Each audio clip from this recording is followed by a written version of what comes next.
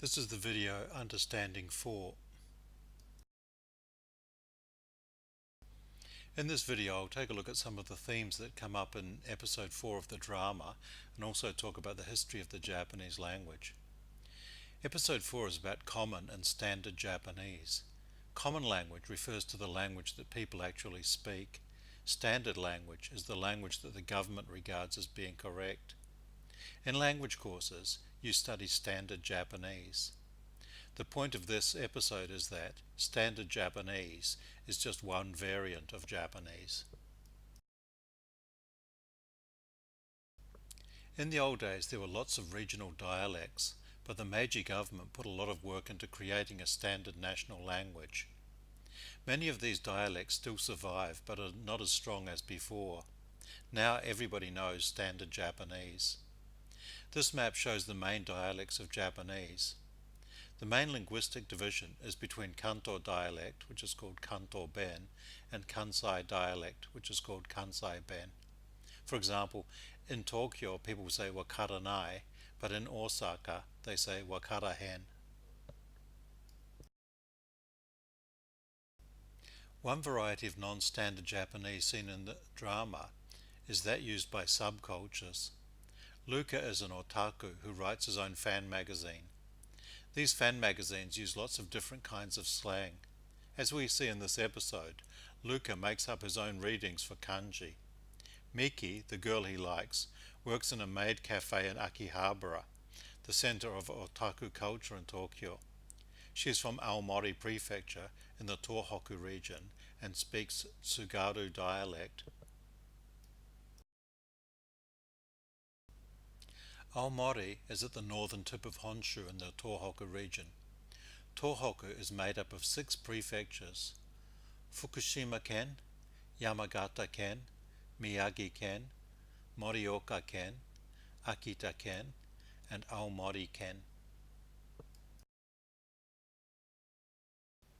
High mountains run through the center of Tohoku, dividing the region into the Pacific side and the Sea of Japan side. Aomori Prefecture is the northernmost part of Honshu and is separated from Hokkaido by a narrow strait. Even after Tohoku was incorporated into the Yamato state in the 8th century, it was regarded as a wild frontier area and is still thought of as being underdeveloped, largely because of the cold climate and mountainous terrain. The largest city in the Tohoku region is Sendai in Miyagi Prefecture. Nearby are some interesting tourist attractions including Yamadera, Naruko Gorge, Matsushima, and the Sanriku coast. An interesting place of great historical significance in the Tohoku region is Hiraizumi. In the 12th century, Hiraizumi became the headquarters of the northern branch of the Fujiwara family. They introduced the culture of Kyoto into this region and built Chusonji Temple.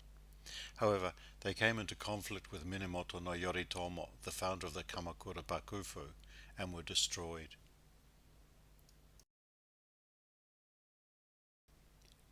In 2011, a large earthquake and tsunami caused a great deal of destruction and loss of life on the Pacific side of the Tohoku region.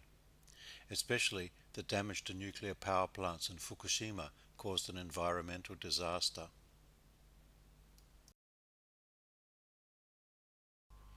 Another topic that comes up in the drama is about the way of reading kanji. In the Kofun period, there was no system of writing in Japan.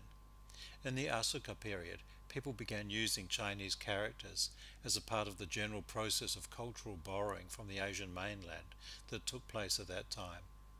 However, Japanese and Chinese are completely different languages, and Chinese writing did not suit Japanese well. At first people wrote Japanese just like Chinese. Later some kanji were used to represent a sound rather than a meaning. Then parts of the kanji were taken to represent that sound, and these developed into kana. At first the cursive hiragana was mainly used by women, and the square katakana by men. The development of kana led to the emergence of a distinctly Japanese form of literature in the Heian period. Lots of different kana symbols were used, but they were standardized in the Meiji period. Another problem was that when Chinese characters were introduced to Japan, there was already a native vocabulary. People assigned a character to native words as well as using the Chinese pronunciation. For that reason, kanji came to have multiple readings. These are divided between Japanese readings, kunyomi, and Chinese readings, onyomi. For example, the kanji for mountain has the Japanese reading of yama and the Chinese reading of sun.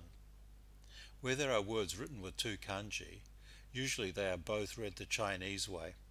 There are, however, many exceptions. For example, the word for Mount Fuji can be read as either Fuji-san or Fujiyama. As a way of deepening your understanding of Japanese, it is useful to begin learning the Japanese words for various grammatical terms. A verb is a dorshi. These can be divided between transitive verbs, tadorshi, and intransitive verbs, jidorshi. A subject is a shugo and an object is a mokutekigo. An intransitive verb cannot have a direct object.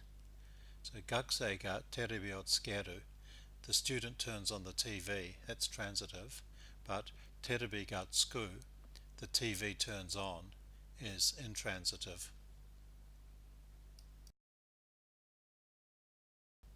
The topic of a sentence is a wadai. A particle is a joshi. The default particle for simple copular and adjective sentences is wa. Tanaka-san wa gakusei da. Tanaka is a student. Kono sushi wa oishii. This sushi is delicious.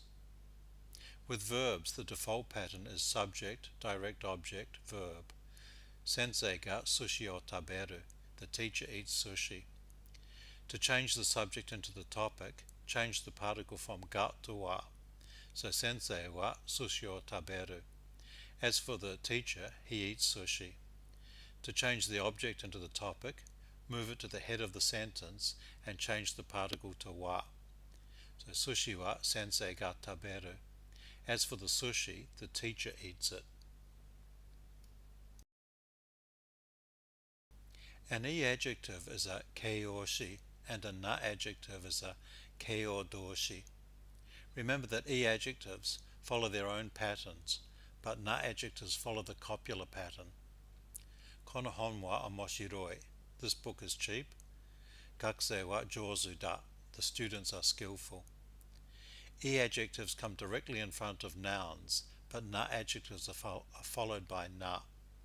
So yasui hon, a cheap book. Jouzu na gakusei, a skillful student.